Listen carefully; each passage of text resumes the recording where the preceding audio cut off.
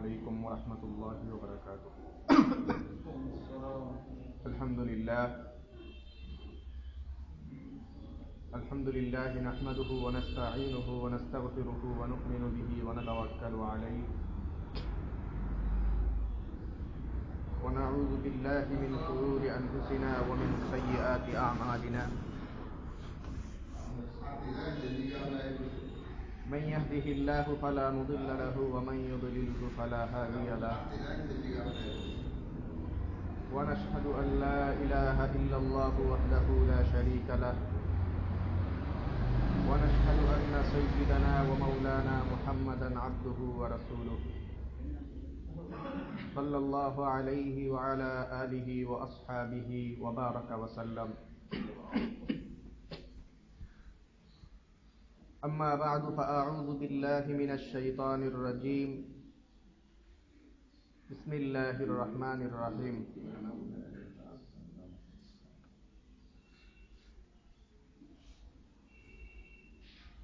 وقولهم إنا قتلنا المسيح عيسى ابن مريم رسول الله وما قتلوه وما صلبوه ولكن شبه لهم وإن الذين اختلفوا فيه لفي شك منه ما لهم به من علم إلا اتباع الظن وما قتلوه يقينا بل رفعه الله إليه وكان الله عزيزا حكيما. وقال رسول الله صلى الله عليه وسلم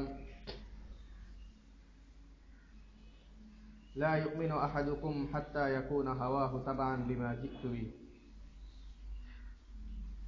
أو كما قال النبي صلى الله عليه وسلم. اللهم صل على محمد وعلى آل محمد كما صليت على إبراهيم وعلى آل إبراهيم إنك حميد مجيد. اللهم بارك على محمد وعلى آل محمد كما باركت على إبراهيم وعلى آل إبراهيم إنك حميد مجيد. سبحانك لا علم لنا إلا ما علمتنا إنك أنت العليم الحكيم. মহান আল্লাহ পাক রব্বুল আলামিনের দরবারে অসংখ্য শুকরিয়া জ্ঞাপন করছি। তিনি আমাদেরকে অন্যান্য জুমার ন্যায় আজকেও জুমার নামাজ আদায়ের জন্য পবিত্র ঘর মসজিদে আসার তৌফিক দান করেছেন। আলহামদুলিল্লাহ। মুহতারাম হাজিরিন, আমরা আল্লাহ পাক রব্বুল আলামিন যেই সব বিষয়ের প্রতি মুমিনদেরকে ঈমান আনার জন্য আদেশ করেছেন, এর মধ্যে অন্যতম একটা বিষয় ছিল আল ঈমান বি রাসূলিল্লাহ বি রুসুলিহি। আল্লাহ তাআলার যে রাসূলগণ আছেন সেই রাসূলদের প্রতি ঈমান আনা। রাসূলদের প্রতি ঈমান আনা এর মধ্যে কোরআনে কারীমের বিভিন্ন জায়গায় আল্লাহ তাআলা বলেছেন লা নুফাররিকু বাইনা আহাদিম মির রুসুলি। অন্যান্য লোকদের মধ্যে অনেকেই এই ধরনের আছে যারা নিজেদের রাসূলদেরকে কেউ তো অস্বীকার করে যে রাসূলকে আল্লাহ তাআলা পাঠিয়েছেন। আল্লাহ তাআলা প্রত্যেক যুগেই মানুষের হেদায়েতের জন্য রাসূল পাঠিয়ে থাকেন। তো সেই রাসূলদেরকে, এই রাসূলরা যখন আল্লাহ পাক রব্বুল আলামিনের পক্ষ থেকে দাওয়াত নিয়ে আসেন, সেই রাসূলদের ব্যাপারে মানুষজনের যে অবস্থা, সেই অবস্থাটাকে আল্লাহ তাআলা বর্ণনা করছেন ওয়া ইন ইউকাযযিবুকা ফাকাদ কুযযিবাত রুসুলুম মিন ক্বাবলিক ওয়া ইলাল্লাহি তুরজাউল উমুর। নবী করিম সাল্লাল্লাহু আলাইহি ওয়াসাল্লাম মানুষদের মধ্যে দাওয়াতের কার্যক্রম যখন পরিচালনা করেছেন, সেই দাওয়াতি কার্যক্রম পরিচালনা করার সময়ে মক্কার অনেক লোকজন, কাফেরদের মধ্য থেকে মুশরিক যারা ছিল তারা, এই মক্কার মুশরিক ছাড়াও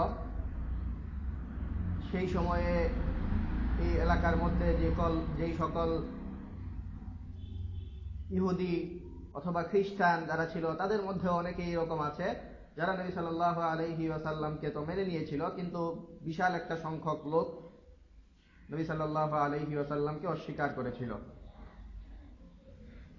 তো আল্লাহ তাআলা এই সময় বলছেন ওয়াই ইউকাযযিবুকা, এই সব লোকেরা যদি আপনাকে অস্বীকার করে, আপনাকে মানতে অস্বীকৃতি জানায়, তারা আপনাকে মিথ্যা প্রতিপন্ন যদি তারা করে, তাহলে এটা নিয়ে আপনার কোনো হীনমন্যতায় ভোগার দরকার নেই যে আমি এইভাবে এই দাওয়াতের কার্যক্রম পরিচালনা করতেছি, অথচ এই দাওয়াতের কার্যক্রম পরিচালনা করা সত্ত্বেও আমার কথায় খুব বেশি লোকজন কান দিচ্ছে না, এরা আমার কথা খুব বেশি, অনেক বিশাল একটা সংখ্যক লোক আমার কথা মানতেছে না।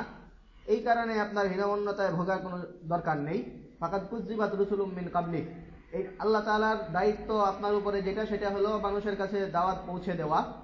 দাওয়াত তো আপনি পৌঁছে দিচ্ছেন, আর এই দাওয়াত পৌঁছে দেওয়ার কারণে সবাইকে যে মেনে নেওয়া হয়েছে এটা না। ফাকাদ কুযযিবাত রুসুলুম মিন কাবলিক, আপনার পূর্বেও এমন হয়েছে যে অনেক নবীরা রাসূলরা তাদের জাতির কাছে দাওয়াত নিয়ে এসেছেন, আর তাদেরকে অস্বীকার করা হয়েছে, তাদের কথা মানা হয়নি। তো এইটা হলো অস্বীকার করার একটা সূরত। নবীরা দাওয়াত নিয়ে আসেন, রাসূলগণ মানুষের কাছে আল্লাহ তাআলার বাণী পৌঁছে দেন, আর লোকজন এটা মানে না। এই না মানাটা, এটা হলো অস্বীকার করার একটা ক্ষেত্র। আরেকটা সূরত আছে যে নবীরা দাওয়াত নিয়ে আসলেন, রাসূলরা আল্লাহ তাআলার পক্ষ থেকে আল্লাহ তাআলার বাণী পৌঁছানোর জন্য আল্লাহ তাআলার আদেশ ফরমান এগুলি মানুষের মধ্যে প্রচার করলেন, আর লোকজন এই রাসূলের কথা মেনে নিল। এটা হলো মানার সূরত। কিন্তু আল্লাহ তাআলা যে বলছেন ঈমান আনতে হলে রাসূলদের প্রতি ঈমান আনতে হয়, আমানতু বিল্লাহি ওয়া মালাইকাতিহি ওয়া কুতুবিহি ওয়া রুসুলিহি, রাসূলদের প্রতিও যে ঈমান আনতে হয়, ইয়া আইয়ুহাল্লাযীনা আমানু আমিনু বিল্লাহি ওয়া রাসূলিহি, আল্লাহর উপরে ঈমান আনো, আল্লাহর যে রাসূল, এই রাসূলদের প্রতিও তোমরা ঈমান আনো। এই রাসূলদের প্রতি ঈমান আনার সূরত এটা না যে রাসূলরা দাওয়াত নিয়ে আসবেন আর রাসূলদেরকে মেনে নেবেন, বরং রাসূলদের প্রতি ঈমান আনার সূরত এইটা যেটা আল্লাহ তাআলা কোরআনে কারীমের মধ্যে বলেন, লা নুফাররিকু বাইনা আহাদিম মির রুসুলি, মানুষ তোমাদের কাছে যে নবী রাসূলরা দাওয়াত নিয়ে আসবেন তাদেরকে তো তোমরা মানবেই, তাদেরকে তোমরা মানার পাশাপাশি আল্লাহ তাআলা এই পৃথিবীতে যত রাসূল পাঠিয়েছেন সব রাসূলকেই মানতে হবে। সব রাসূলকে যদি মানা হয় তাহলে ঈমান বির রুসুল হয়। আল্লাহ তাআলার যে রাসূলগণ তাদের প্রতি ঈমান আনার সূরত এটা, তোমাদের কাছে যেই নবী বা যেই রাসূল তোমাদের কাছে আল্লাহ তাআলার বাণী নিয়ে আসবেন, সেই রাসূলের কথা তো মেনে নিবে, সেই রাসূলের কথা মেনে নেওয়ার পাশাপাশি তোমরা এই কথাও মানবে যে এছাড়াও আল্লাহ তাআলা যত রাসূল পাঠিয়েছেন সেই রাসূলদেরকে আল্লাহ তাআলা যে দায়িত্ব দিয়েছিলেন, সেই রাসূলরা সবাই আল্লাহ তাআলার পক্ষ থেকে প্রেরিত ছিলেন, সেই রাসূলগণ আল্লাহ তাআলার পক্ষ থেকে যে দায়িত্ব, সেই দায়িত্বগুলো যথাযথভাবে আঞ্জাম দিয়ে গেছেন, এবং সেই রাসূলগণকে আল্লাহ পাক রব্বুল আলামিন, রাসূলরা নিষ্পাপ, মাসুম, ওনারা গুনাহ মুক্ত ছিলেন, মাসুম ছিলেন, এই প্রকার বিভিন্ন বিষয়ের প্রতি ঈমান আনা সব রাসূলদের ব্যাপারে। এটা কোরআনে কারীমে আল্লাহ তাআলা আরেক জায়গায় বলেন, যখন আমি রাসূলদেরকে পাঠিয়েছি তখন আমি এই রাসূলদেরকে এই কথা বলে দিয়েছি যে অতঃপর আবার যদি কোনো রাসূল তোমাদের কাছে আসেন তখন তোমাদের এই উম্মতদেরকে বলে যাবে লা তুমিনুন্না বিহি ওয়া লা তানসুরুন্না, তোমরা তো একজন রাসূল পেয়েছো, সেই রাসূলের প্রতি তোমরা বিশ্বাস স্থাপন করবে, সেই বিশ্বাস স্থাপন করে ওনার বশ্যতা স্বীকার করবে, ওনাকে মানবে। এই মানার পাশাপাশি যখন আবার তোমাদের কাছে সুম্মা জাআকুম রাসূলুন, আবার যখন অন্য আরেক রাসূলের কথা তোমাদের কাছে আসবে তখন লা তুমিনুন্না বিহি ওয়া লা তানসুরুন্না, যখন যদি তোমরা এই রাসূলকে পাও তাহলে তোমরা তার প্রতি ঈমান আনবে এবং তাকে সাহায্য করবে। তো এটা হলো ঈমান বির রাসূল, আল্লাহ তাআলার যেই রাসূলগণ পয়গম্বরগণ আছেন তাদের প্রতি ঈমান আনা। তো ঈসা আলাইহিস সালামের কথা আমরা বলতেছিলাম যে ঈসা আলাইহিস সালামের প্রতি ঈমান আনার ব্যাপ্তিটা একটু বড়সড়, কারণ উনি দুনিয়াতে আসাটা অস্বাভাবিক ছিল। দুনিয়া থেকে সাময়িকভাবে আল্লাহ তাআলা যখন ওনাকে নিয়েছেন, সেই নিয়ে যাওয়াটাও অস্বাভাবিক। দুনিয়াতে এসেছেন সেটা আল্লাহ তাআলা মারিয়াম আলাইহিস সালামের গর্ভে ওনাকে জন্ম দিয়েছেন কোনো পিতা ছাড়া, ওনার কোনো, আল্লাহ তাআলা কুদরতিভাবে জিবরাইল আলাইহিস সালামকে পাঠিয়েছেন, জিবরাইল আলাইহিস সালাম মারিয়াম আলাইহিস সালামের শরীরে ফু দিয়েছেন, এর মধ্যে আল্লাহ তাআলা এই ব্রণ যেটা, সেই ব্রণটা মারিয়াম আলাইহিস সালামের গর্ভে জন্ম দিয়েছেন, এর থেকে ঈসা আলাইহিস সালামের জন্ম। উনাকে উঠিয়ে নেওয়া এটা একটা বিষয়, এই বিষয়টা ঈমান আনতে গিয়ে অনেকেই সমস্যাকর পরিস্থিতি তৈরি করে। নাসারা যারা, এরা বলে যে সরাসরি আল্লাহ তাআলারই ছেলে উনি, ওনার বাপ নাই, এর অর্থ হলো উনি আল্লাহ তাআলার ছেলে। ইহুদি যারা, তারা বলে যে না, মারিয়াম আলাইহিস সালাম কারোর সাথে ব্যভিচারে লিপ্ত হয়েছেন, এই জারজ সন্তান ঈসা আলাইহিস সালাম, নাউযুবিল্লাহ। এই ধরনের বিভিন্ন কথা বলে। জন্মকেন্দ্রিক একটা কথা, সেটা হলো ঈসা আলাইহিস সালাম আল্লাহ তাআলার কুদরতিভাবে সৃষ্টি হয়েছেন, এই কথার উপর বিশ্বাস স্থাপন করা। আবার উনি যে পৃথিবী থেকে উনার যখন শেষ সময়টা, এই সময়টা নিয়েও কিছু সমস্যা। এই সমস্যাটা, এটা আরেকটা জায়গা। ঈসা আলাইহিস সালামের প্রতি মানুষের ঈমান আনতে গিয়ে যে সমস্ত সমস্যা তৈরি করা হয়, এর মধ্যে লোকজনের মধ্যে এই কথা বহুল প্রচলিত যে ঈসা আলাইহিস সালামকে ক্রুশবিদ্ধ করে ঈসা আলাইহিস সালামকে হত্যা করা হয়েছে। ঈসা আলাইহিস সালামের যে শত্রুপক্ষ ইহুদি যারা ছিল, উনি তো নাসারা, যারা ওনাকে মান্য, ঈসা আলাইহিস সালামের প্রতি যারা ঈমান আনেন তাদেরকে নাসারা বলে। নাজরানবাসী, এই নাজরানের মধ্যে উনি দায়িত্ব পালন করতেন, ওনার নবুয়তের ব্যক্তি এলাকা ছিল এটা। তো এই জায়গার মধ্যে উনি দায়িত্ব, আল্লাহ তাআলার আদেশ ইত্যাদি ওই জায়গার লোকজনের কাছে পৌঁছিয়ে দিয়েছিলেন। ওনার প্রতি যারা ঈমান এনেছেন তাদেরকে নাসারা বলা হতো। নাসারা বলার কারণ হলো নাসারা মানে সাহায্যকারী। তো ওনাকে সাহায্য করার একটা ক্ষেত্র এখানে ছিল। ওনারকে যখন আল্লাহ তাআলা উঠিয়ে নেন, সেই সময়ে ইহুদি যারা ছিল, সেই ইহুদিরা ওনার পিছনে ওনাকে কিভাবে থামিয়ে দেওয়া যায়, প্রয়োজনে ওনাকে হত্যা করে হলো ওনার দাওয়াতি কার্যক্রম কিভাবে বন্ধ করে দেওয়া যায়, এই জন্য তারা চেষ্টা করতে লাগলো। এক পর্যায়ে হযরত ঈসা আলাইহিস সালাম, ওনার হাওয়ারি ছিল। হাওয়ারি মানে বিশেষ সহযোগী, অর্থাৎ আমাদের নবী সাল্লাল্লাহু আলাইহি ওয়াসাল্লামের সাহাবা ছিলেন। সাহাবাদের মধ্যে বিশেষ সাহাবা যারা, এদেরকে আমরা আশারায়ে মুবাশশারা চিনি। কিছু নবী সাল্লাল্লাহু আলাইহি ওয়াসাল্লামের একজন কাছের সাহাবী ছিলেন। তো ঈসা আলাইহিস সালামের এরকম 12 জন লোক ছিলেন যাদেরকে হাওয়ারি বলা হতো। ঈসা আলাইহিস সালামের সার্বক্ষণিক যারা সঙ্গ দিতেন। তো এই হাওয়ারি যারা, এই হাওয়ারিদের মধ্যে ঈসা আলাইহিস সালাম গিয়ে ওনারা একটা ঘরের মধ্যে ঈসা আলাইহিস সালাম প্রবেশ করলেন, যেখানে ওনারাও ছিলেন। এই সময়ে ইহুদি পক্ষের লোক যারা, সেই ইহুদিরা ঈসা আলাইহিস সালামকে ধাওয়া করতেছিল। তো ঈসা আলাইহিস সালাম তাদের মধ্যে গিয়ে বললেন, আল্লাহ তাআলা কোরআনে কারিমে যেটা বলেন, ইয়া আইয়ুহাল্লাযীনা আমানু কুনু আনসারাল্লাহ। আল্লাহ তাআলা সকল মুমিনদেরকে পরবর্তীতে এই কথা বলতেছেন যে তোমরা সবাই কুনু আনসারাল্লাহ, তোমরা আনসারুল্লাহ হয়ে যাও। আনসার মানে হলো সাহায্যকারী, আর আল্লাহ মানে আল্লাহ তাআলার সাহায্যকারী হয়ে যাও। আল্লাহ তাআলার সাহায্যকারী এর অর্থ হলো আল্লাহ তাআলার দ্বীনকে তোমরা সামনে নিয়ে যাও। তো এটা সবাই, সকল উম্মতকে আল্লাহ তাআলা কোরআনে কারীমের মধ্যে আদেশ দিচ্ছেন। পাশাপাশি এই যে আল্লাহ তাআলা একটা দাবি পেশ করলেন, এটার পরে আল্লাহ তাআলা একটা উদাহরণ দিচ্ছেন। কামা ক্বালা ঈসা ইবনু মারইয়াম লিল হাওয়ারিয়িনা মান আনসারি ইলাল্লাহ। সব মানুষকে আল্লাহ তাআলা, এই উম্মতকেই বলতেছেন এখন কোরআন নাজিল করার মাধ্যমে, কোরআনের মধ্যেই আদেশ দিচ্ছেন যে তোমরা সবাই আল্লাহ তাআলার আনসার হয়ে যাও। আল্লাহ তাআলার আনসার হয়ে যাও মানে আল্লাহ তাআলার সাহায্য করার জন্য, আল্লাহ তাআলার দ্বীনকে বিজয়ী করার জন্য তোমরা আনসার, সাহায্যকারী হবে। তো সাহায্যকারী হওয়ার অর্থটা কি? সাহায্যকারী হওয়ার অর্থটা এই আয়াতে আল্লাহ তাআলা বলছেন যে ঈসা যেমন কামা ক্বালাল হাওয়ারিয়ুনা, কামা ক্বালা ঈসা ইবনু মারইয়াম লিল হাওয়ারিয়িন, যেমন ঈসা ইবনে মারইয়াম হাওয়ারিদেরকে বলেছিলেন। হাওয়ারি মানে ওনার বিশেষ সহযোগী যে লোকজন ছিলেন, সেই লোকজনকে যেমন ঈসা ইবনে মারইয়াম গিয়ে বলেছিলেন মান আনসারি ইলাল্লাহ, তোমরা আল্লাহর জন্য কে আমাকে সাহায্য করবে। এই কথাটা ঈসা আলাইহিস সালাম সেই লোকজনের মধ্যে, যেই 12 জন লোক এই ঘরের মধ্যে ছিল, সেই ঘরে ঈসা আলাইহিস সালাম গিয়ে এই কথাটা বলেছিলেন যে আল্লাহ তাআলার সন্তুষ্টির জন্য তোমরা, তোমাদের মধ্যে কে আছো যে আমাকে সাহায্য করবে।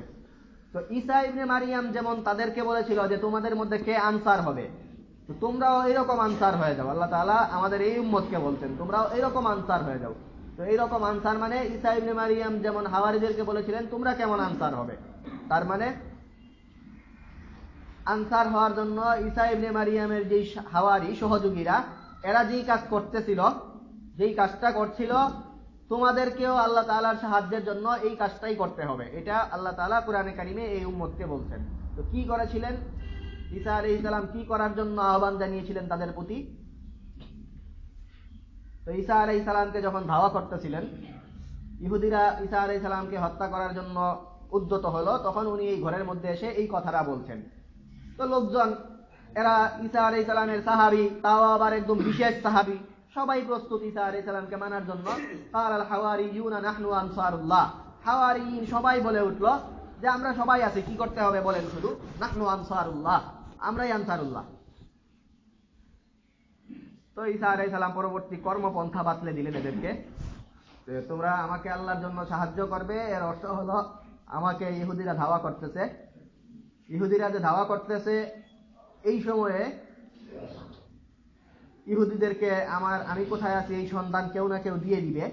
তাফসীরের কিতাবে আছে শয়তান গিয়ে বলে দিছিল যে ঈসা এই ঘরের মধ্যে আছে, এই ঘরে তোমরা ঘেরাও করো। তো ঘেরাও করার পরে উনি বললেন, ঈসা আলাইহিস সালাম, যে আল্লাহ তাআলা আমাকে এখন আকাশে উঠিয়ে নেবেন, আর আকাশে উঠিয়ে নেওয়ার পরে আল্লাহ তাআলা তোমাদেরকে পরীক্ষা করবেন একটা, তোমাদের মধ্যে থেকে কারা আমার প্রতি ঈমান আনো আর কারা ঈমান আনো না, এই পরীক্ষাটা আল্লাহ তাআলা করবেন। এই পরীক্ষাটা করার সুরত তোমাদের মধ্যে থেকে একজনকে, যে আমাকে সাহায্য করতে এগিয়ে আসবে, সবাই বলছিল ঈসা আলাইহিস সালাম একজনকে বললেন যে তুমি, তো এই একজন, উনাকে আল্লাহ তাআলা আমার আকৃতি দিয়ে দিবেন সাময়িকের জন্য, যে কেউ দেখলে মনে করবে এই লোকটাকে যে উনি মনে হয় ঈসা। এই আকৃতিতে আল্লাহ তাআলা দিয়ে দিবেন তাকে। ইহুদিরা এই ঘরের মধ্যে ঢুকবে, ঢুকার পরে আমাকে না পেয়ে আমার মতো দেখতে এই ব্যক্তিটাকে তারা হত্যা করবে। তো আমার মতো এই ব্যক্তিকে তারা যদি হত্যা করে, এই হত্যা করার দ্বারা তারা তো মনে করবে যে তারা ঈসাকে হত্যা করেছে, আর তারা ঈসাকে হত্যা করলো না বা এই ব্যাপারে তারা কি মনে করলো, এটা আসলে এখানে মৌলিক কোনো বিষয়ই না। এরা তো আমার বিরুদ্ধে সারা জীবনই লেগে আছে। ঈসা ইবনে মারিয়ামকে থামিয়ে দেওয়ার জন্য ইহুদিদের তো সারা জীবনেরই এটা একটা কাজ। এরা আমাকে যদি মারতে না পারে, তাহলে মারতে না পারলে এর অর্থ এটা না যে যেহেতু মারতে পারলাম না ওনার প্রতি ঈমান আনি, এইরকম কিছু না। কারণ এরা তো আমার প্রতি ঈমান আনা এদের জন্য বৈধই না, কারণ আমি এদেরকে দাওয়াত দিবই না, এরা তো আরেক লোক, এদের কাছে আমি প্রেরিতই হই নাই। আর যদি হত্যা করেও ফেলে, এর অর্থ এটা না যে হত্যা করার কারণে এরা আমাকে মেনে নিবে। তো হত্যা করা না করার সাথে এদের কোনো সম্পর্ক নাই। এই যে আল্লাহ তাআলা এই চিত্রায়নটা করছেন, এই চিত্রায়ন দ্বারা উদ্দেশ্য হইল, হে নাসারারা, তোমাদেরকে পরীক্ষা করা। অর্থাৎ তোমাদের প্রতি যে আমি প্রেরিত হয়েছি, সেই তোমাদেরকে আল্লাহ তাআলা পরীক্ষা করবেন। তোমাদের মধ্যে থেকেই যখন একটা দল এমন বলে ফেলবে যে ঈসা ইবনে মারিয়াম, উনাকে আল্লাহ তাআলা উঠিয়ে নিয়ে গেছেন, আরেক দল বলবে না, আমরা চাক্ষুষ দেখেছি ঈসাকে লোকজন হত্যা করেছে। তো তারাই মতানৈক্যে লিপ্ত হয়ে যাবে। তারা মানে যাদের প্রতি আমি প্রেরিত হয়েছি, তোমরা এই নাসারারা, তোমাদের মধ্য থেকে এই বিভক্তিটা দেখা দিবে যে তোমরা কারা আল্লাহ তাআলার এই বিষয়টার উপরে ঈমান আনো, এটা দেখার জন্য আল্লাহ তাআলা এই চিত্রায়নটা করছেন। তোমরা এই কাজটা করতে হবে, একজন তোমাদের মধ্য থেকে আমার আকৃতিটাকে দিয়ে দেওয়া হবে, আর ইহুদিরা এসে আমাকে না পেয়ে তাকে হত্যা করবে। হত্যা করার পরে এরপরে কি ঘটবে সেটা আল্লাহ তাআলা কোরআনে বলছেন, ফাআমানাত তাইফাতুম মিন বানি ইসরাঈলা ওয়া কাফারাত তাইফা। আমানাত তাইফাতুম মিন বানি ইসরাঈল, এই নাসারাদের মধ্য থেকে একটা দল, এরা ঈমান আনলো, মানে এরা বিশ্বাস করলো যে ঈসা আলাইহিস সালামকে আল্লাহ তাআলা সরাসরি আকাশে উঠিয়ে নিয়ে গেছেন, মৃত্যুবরণ করেননি, ওনাকে আকাশে উঠিয়ে নেওয়া হয়েছে এবং ওনার পরিবর্তে অন্য একজনকে এরা হত্যা করেছে। এই বিষয়টা মানবে, ঈমান আনবে। ঈমান আনার অর্থ হইল এইগুলি সহ ঈমান আনা। আমরা যেই কারণে এই বিষয়গুলি আলোচনা করছি, যে ঈমান আনার অর্থ হইল এই সমুদয় বিষয়গুলি মানা। ঈসা আলাইহিস সালাম আল্লাহর পক্ষ থেকে প্রেরিত ছিলেন, সত্য ছিলেন, এই কথা যদি কেউ মেনে নেয়, আর যদি মনে করে যে ওনাকে কেউ হত্যা করছে, তাহলে এই লোক মুমিন না, তার ঈমান আনা হয়নি। ঈসা আলাইহিস সালাম আল্লাহর পক্ষ থেকে এসেছেন, সত্য নবী ছিলেন, এই বিষয়গুলো যেমন মানতে হবে, ঈমান আনার সুরত এইটাও, ঈমান এটার উপরেও আনতে হবে যে ওনাকে হত্যা করা হয়নি, ওনাকে আল্লাহ তাআলা জীবিত অবস্থায় আকাশে উঠিয়ে নিয়ে গেছেন, এটাও মানতে হবে। এই কথাটা না মানার কারণেই আল্লাহ তাআলা বলতেছেন যে এই কথাটা মানবে না অনেকে এই কথাটা না মানার কারণে তারা ঈমান হারা হবে। আমানাত তাইফাতুম মিন বানি ইসরাঈল ওয়া কাফারাত তাইফা, এই বনি ইসরাঈলের একদল লোক, এরা তো মুমিন হলো, ঈমান আনলো, কিন্তু ওয়া কাফারাত তাইফা, আর আরেকটা দল এরা কুফরি করলো, এরা অস্বীকার করলো, এই বিষয়টার সম্পর্কে এরা মানলো না, মানে কাফের হইল। তো এই ঘটনা ঘটলো, ঈসা আলাইহিস সালামকে আল্লাহ তাআলা উঠিয়ে নিয়ে গেলেন। এরপরে ঈসা আলাইহিস সালামের আকৃতি যাকে দিয়ে দেওয়া হয়েছিল, সেই আকৃতি যাকে দিয়ে দেওয়া হয়েছে তাকে তারা হত্যা করলো। হত্যা করার পরে এরপরে এরা বলতে লাগলো, এরা কি কারণে কাফের, এই কথাটা আল্লাহ তাআলা আরো স্পষ্ট করে বলছেন সূরা মায়েদার মধ্যে। আল্লাহ তাআলা বলেন, যে এদের প্রতি অভিশাপ, ফাবিমা নাকদিহিম মিসাকাহুম লাআন্নাহুম, এরা আমার দেওয়া চুক্তিকে ভঙ্গ করার কারণে এদের প্রতি অভিশাপ এবং এদের কুফরির কারণ, এগুলি আল্লাহ তাআলা বলতেছেন ওয়া কাউলিহিম ইন্না কাতালনাল মাসিহা ঈসা ইবনে মারইয়ামা রাসূলুল্লাহ। এই কারণে যে এরা বলে, ওয়া কাউলিহিম তাদের এই কওলের কারণে, এই উক্তির কারণে, কোন উক্তি তাদের, যে ইন্না কাতালনাল মাসিহা ঈসা ইবনে মারইয়ামা রাসূলুল্লাহ, আমরা ঈসা ইবনে মারইয়াম, ঈসা ইবনে মারইয়ামকে আমরা হত্যা করেছি। এই কথাটা তারা, এই দাবিটা তারা বলে। ওয়াকাউলিহিম ইন্না কাতালনাল মাসিহা ঈসা ইবনে মারইয়ামা রাসূলুল্লাহ।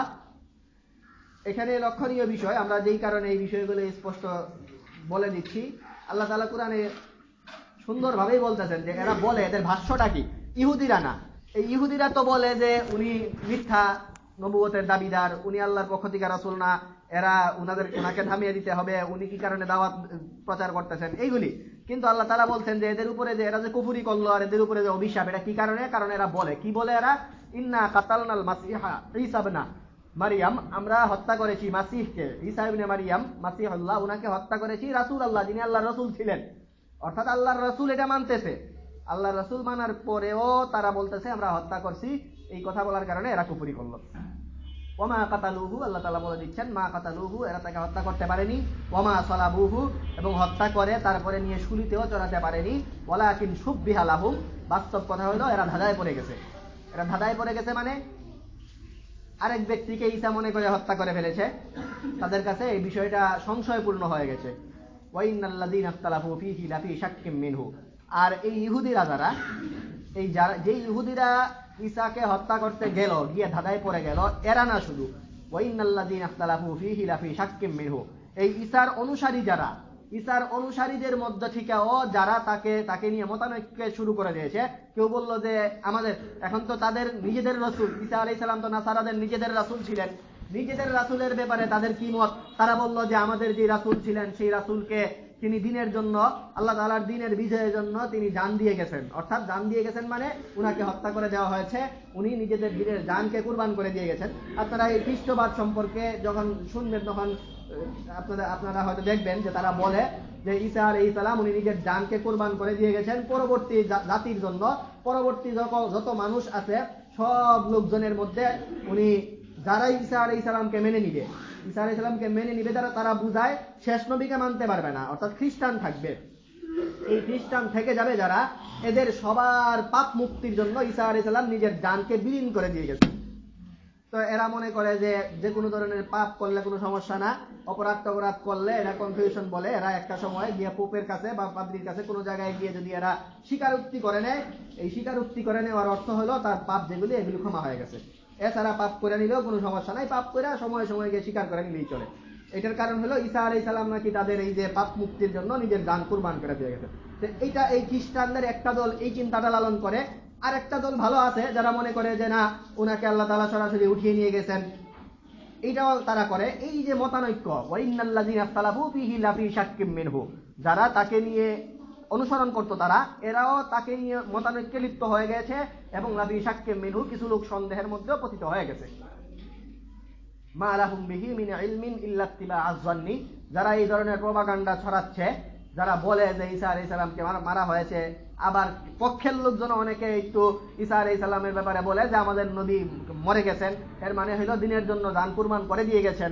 এরা সবাই মা লাহুম বিহি মিন ইলমিন ইল্লা ইত্তিবাআয যান্নি, সঠিক জ্ঞান কোনটা নাই, ইল্লা যান, ধারণা করে মাত্র। ধারণা করে মানে সঠিক জ্ঞান নাই মানে কি, ওইখানে তো ঈসা আলাইহিস সালাম বলেই গেছেন যে আমাকে উঠিয়ে নেওয়া হবে আর আরেকজনকে হত্যা করা হবে। এই যে কথাটা, এই কথাটা যখন পরবর্তীতে মানুষ ছড়াইলো, অনেকে দেখলো যে ঈসা আলাইহিস সালামের মতো লোককে হত্যা করা হচ্ছে, তাহলে তো হয়তো ঈসা আলাইহিস সালামই হবেন, আর কে হবেন? এই একটা ধারণা, ইল্লা ইত্তিবাআয যান্নি, ইত্তিবাআয যান, ধারণার অনুসরণই শুধু তারা করে। ওয়ামা কাতালুহু ইয়াকিনা, কিন্তু এরা মা কাতালুহু ইয়াকিনা, ইয়াকিনী ভাবে কোনো বিষয়টাকে সুরাহা করতে পারেনি। এরা ধারণাবশত এইসব চিন্তা লালন করেই যায়। তো ঈসা আলাইহিস সালামের ব্যাপারে, এই মৃত্যুর ব্যাপারে একটা কথা লোকজন বলে ওনার মৃত্যু হয়ে গেছে। জন্মের ব্যাপারে তো একটা কথা ছিল, জন্মের পরে মৃত্যু নিয়ে আরো কথা রয়ে গেছে। আপনারা জানেন ঈসা আলাইহিস সালাম পরবর্তীতে শেষ জমানায় আবার আসবেন। তো এটাও ঈসা আলাইহিস সালামের প্রতি বিশ্বাস স্থাপনের একটা সূরত। হাদিসের মধ্যে আছে, কোরআনের মধ্যেও আছে।